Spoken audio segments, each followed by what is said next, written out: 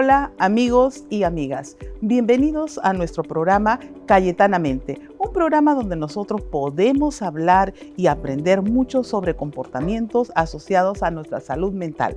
Les habla Dani Araujo, psicóloga, docente de la Universidad Peruana Cayetano Heredia, y hoy voy a tener la oportunidad de conversar con ustedes a través de una entrevista sobre un tema que es cada vez más preocupante.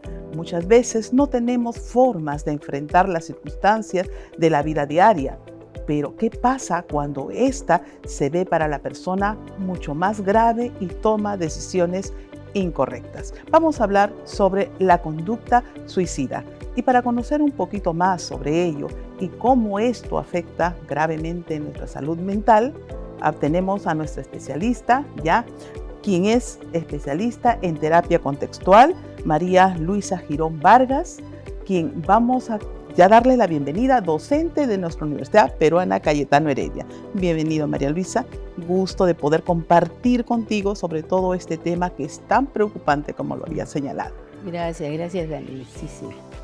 El comportamiento suicida a veces nos parece que se trata de un comportamiento final, pero no es así, ¿verdad?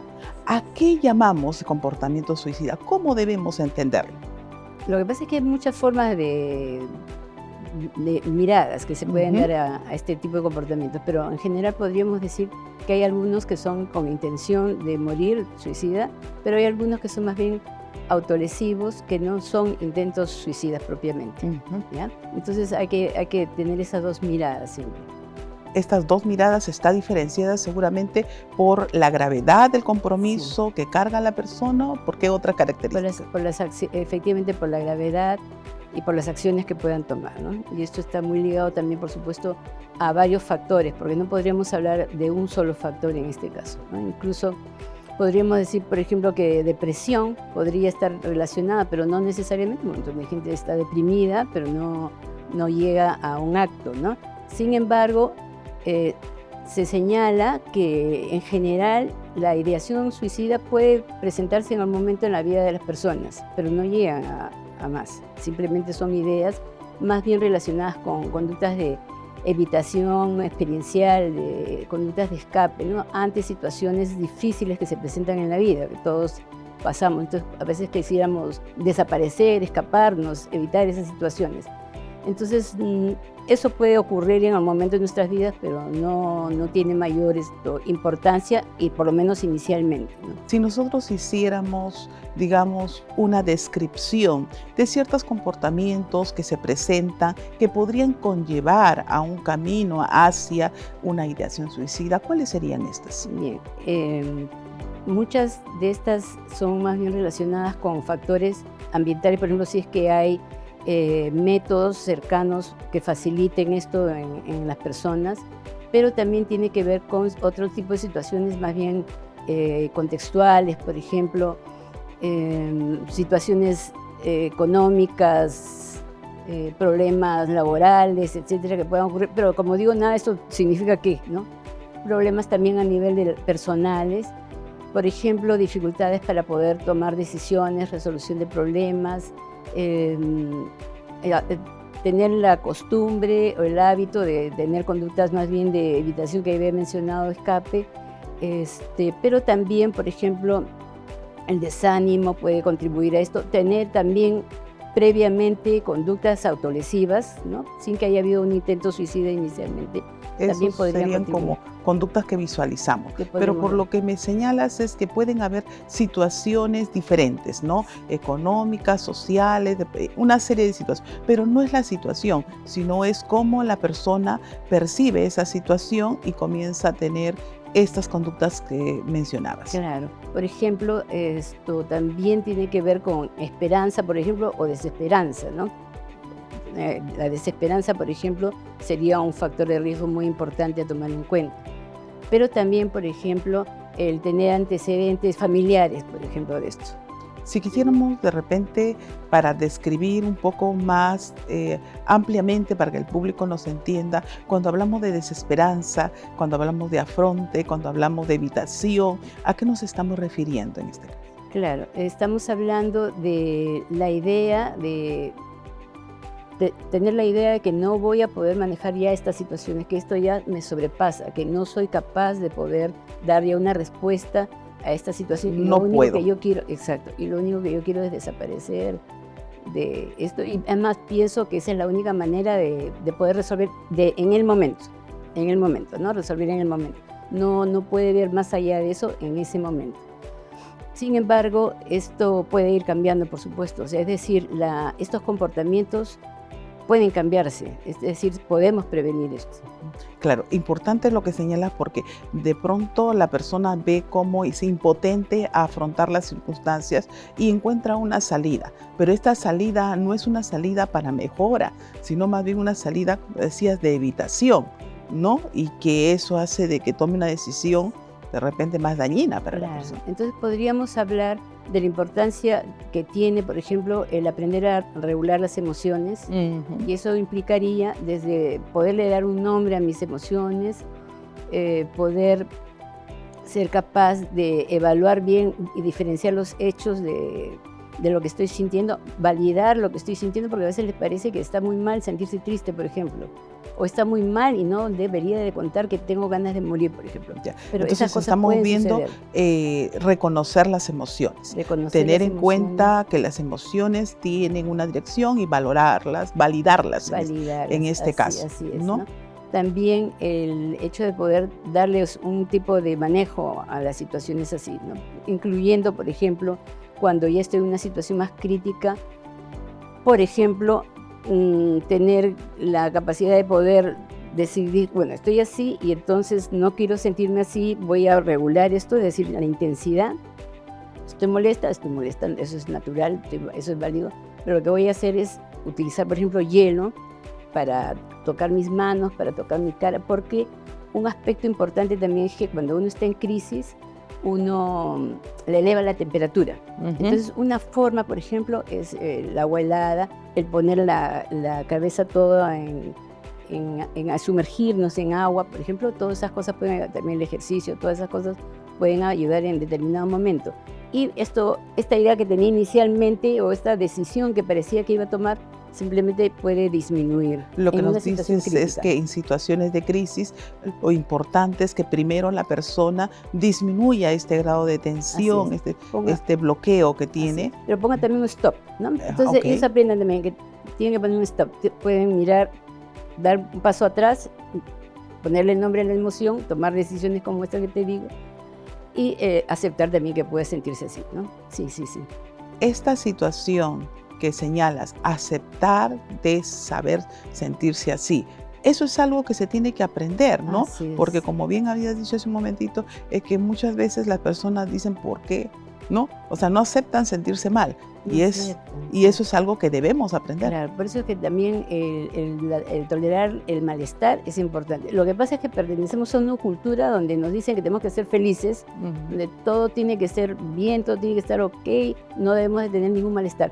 Y tenemos un malestar, cuidado, está mal eso, está mal, no debería sentir eso. ¿Cuál debería ser nuestra perspectiva entonces? La aceptación, aceptar que podemos tener las emociones que tengamos, que nuestro organismo está preparado para responder con emociones, que podemos pasar por un malestar también, pero que podemos también tomar decisiones para resolver, por ejemplo, que es otra de las cosas que necesitan los chicos, las personas, además de aceptar esto, como digo, en conciencia plena, ¿no? Estar en el presente, tomar decisiones o también incluso acciones opuestas, es decir, podemos aprender que tengo ganas de, pero lo que voy a hacer es acción opuesta, ¿no? Entonces, en lugar de irme para allá, me voy para el otro lado, por ejemplo. Acción opuesta también es algo que, por ejemplo, podría ayudarnos. En verdad, sí es aceptar lo que estamos sintiendo como algo válido, como algo muy, muy importante. ¿Qué beneficios nos trae el aceptar lo que estamos sintiendo?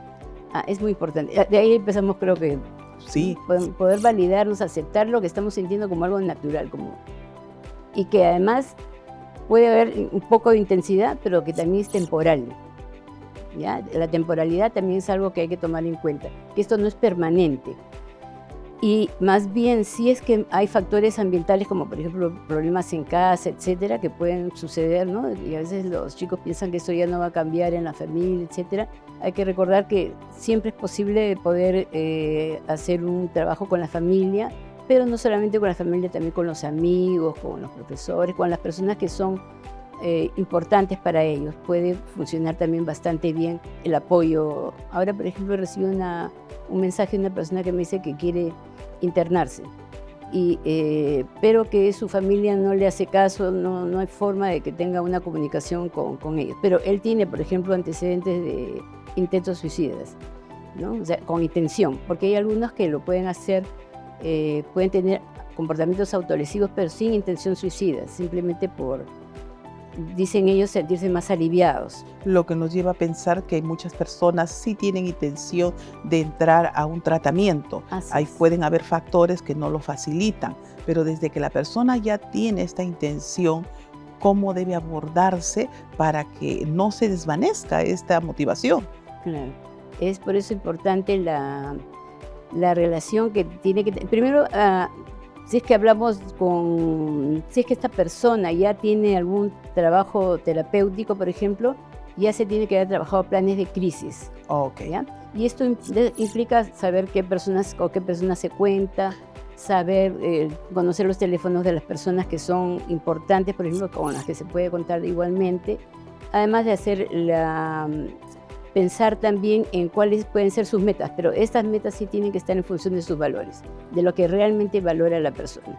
A mí se me ocurre que muchas veces el factor personalidad, los recursos que la persona tiene podrían ser bastante diferenciados en función a cómo va a responder ante una situación de crisis, ¿no? O sea, el plan que se hace la persona para poder enfrentar puede variar. Y esa variación depende de factores personales, de recursos. ¿Cómo es esta situación? Sí, cuando tú hablas de recursos estamos hablando de aprendizaje, vamos aprendiendo, vamos aprendiendo a actuar, pero también igual si no tenemos ciertos recursos que me estás mencionando tú, se pueden aprender. Todas esas cosas se pueden aprender. Un aspecto importante también es el hecho de fortalecer bastante el tema socioemocional en los chicos, pero también una dificultad que podría haber son las redes sociales y la forma como se comunican las cosas negativas, ¿no? Y las formas de afrontarlas, por ejemplo, con autolesiones.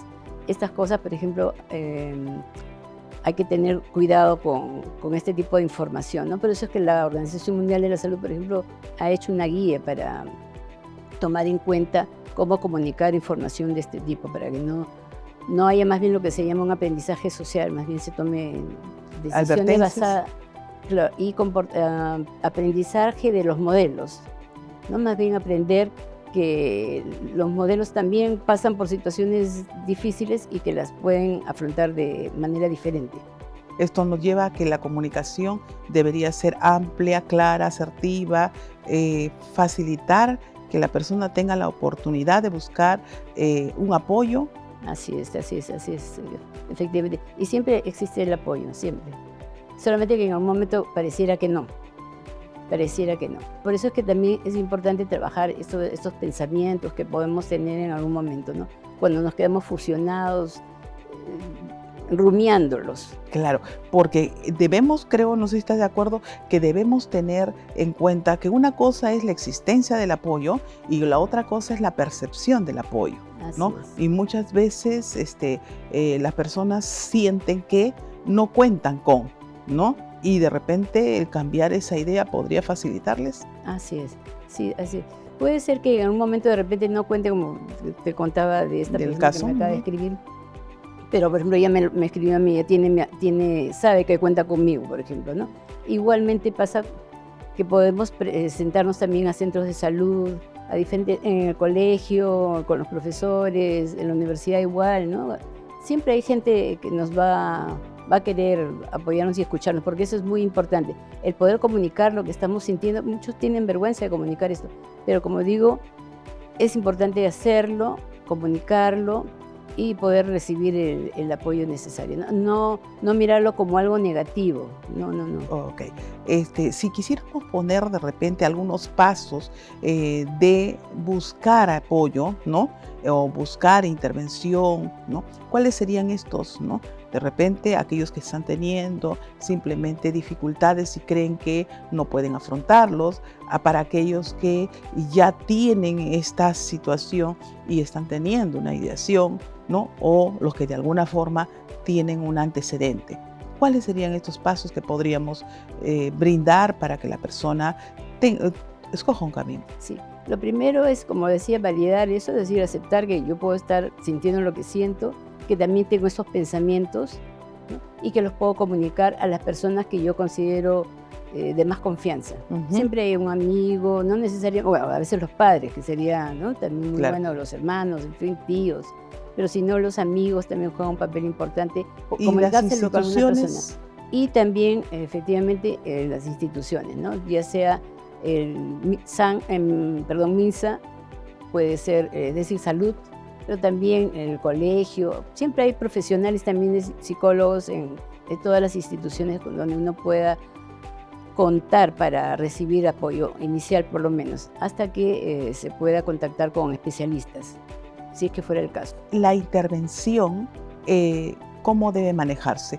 Desde el punto de vista médico, desde el punto de vista psicológico, multidisciplinario, ¿cómo debería ser? Es multidisciplinario, efectivamente, es multidisciplinario. Mientras existan todas estas redes unidas para poder dar el apoyo, mejor, el colegio, con el profesional de la salud, es el médico, el psicólogo, la familia, etcétera. Todo eso va a contar como un factor de protección tremenda para las personas, ¿no? Sí.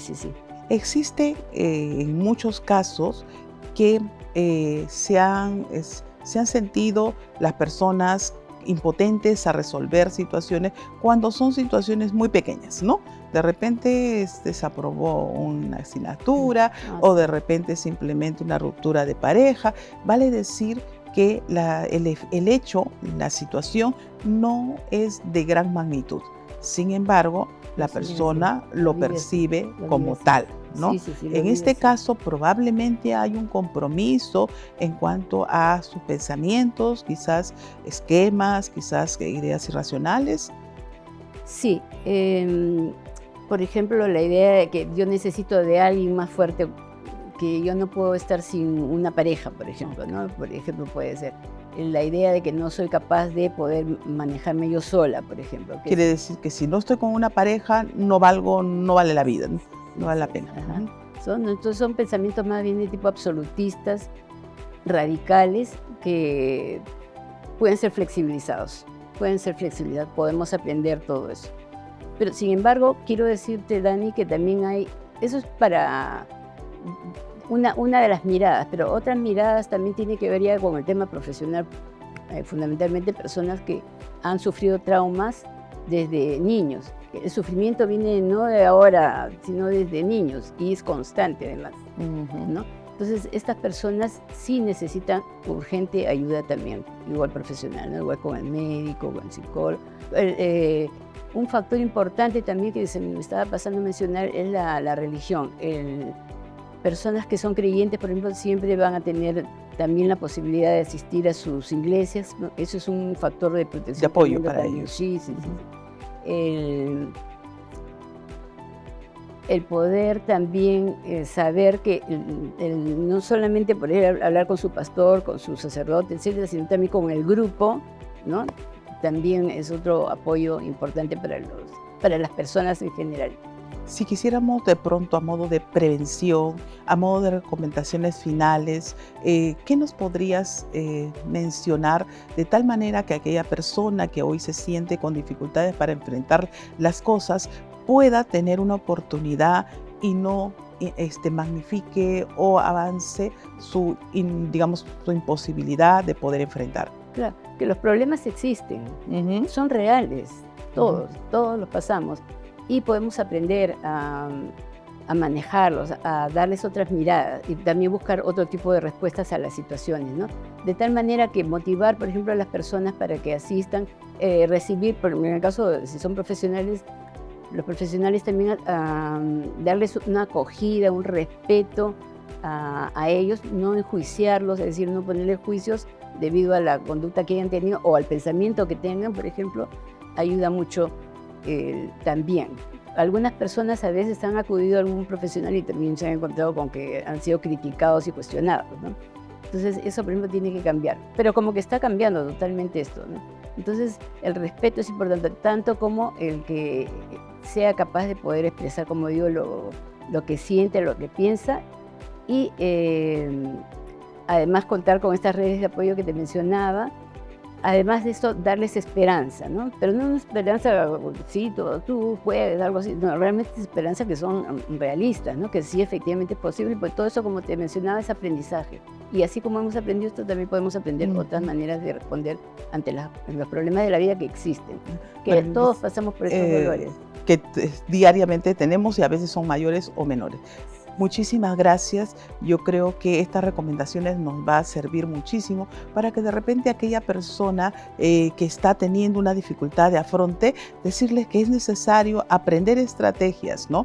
Y a mí se me ocurre también la situación de ser empáticos, porque no somos solos, ¿no? Detrás de nosotros están los miembros de nuestra familia, detrás de nosotros están la gente que nos quiere. Sí, es verdad. Y hablando de eso, Dani, es importante también dar apoyo a la familia, porque la familia también sufre. Claro. La familia sufre mucho también por esto, ¿no? A veces dicen, ya me cansé, ya lo haces por molestar, yo estoy muy ocupado, etc. No, la familia también está sufriendo, también quiere evitar, no quiere saber, pero también puede aprender igual. Importante eso, importante tenerlo en cuenta. Muchas gracias, María Luisa. Muchísimas gracias.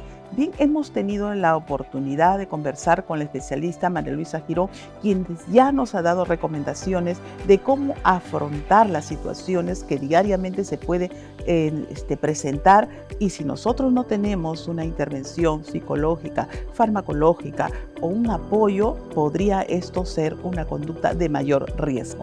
Muchísimas gracias.